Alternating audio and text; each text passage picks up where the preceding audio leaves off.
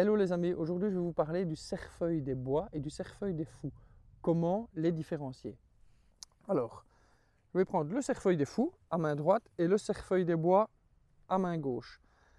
Alors tout de suite on peut déjà bien remarquer que la couleur de sa tige n'est pas du tout la même.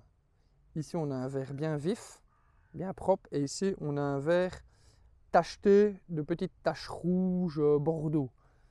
Donc, ce qui fait qu'on n'est pas vraiment envie plutôt de manger celle-là que celle-ci. Moi, je mangerais plutôt celle-là que celle-ci. À vue d'œil comme ça, c'est déjà un bon point de vue à regarder.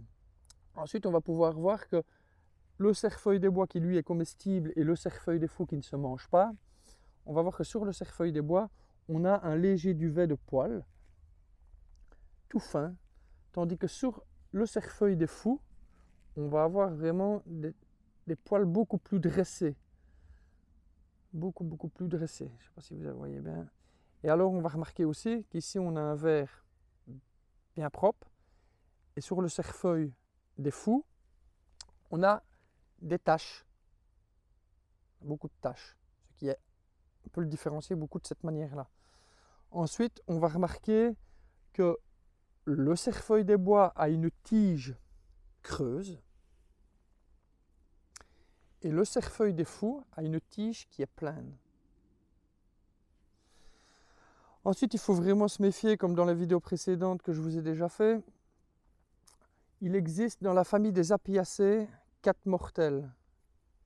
La grande ciguë, la petite ciguë, la ciguë vireuse et l'onante safranée, qui sont mortels à petite dose. Donc il faut être sûr à 200% de bien les avoir identifiés. Voilà. Le cerfeuil des fous, si vous en mangez,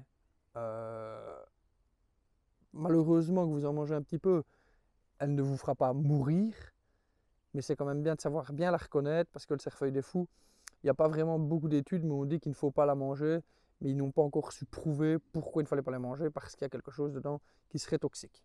Bref, il y en a qui disent qu'on peut le manger, qu'on ne peut pas le manger. Moi, je m'abstiendrai de le manger. En plus, quand on voit sa couleur et ses taches, ça fait vraiment penser à la grande ciguë qui est mortelle, à la petite ciguë qui ont des taches comme ça. C'est pas très propre, c'est pas très beau, donc on s'abstient de la manger.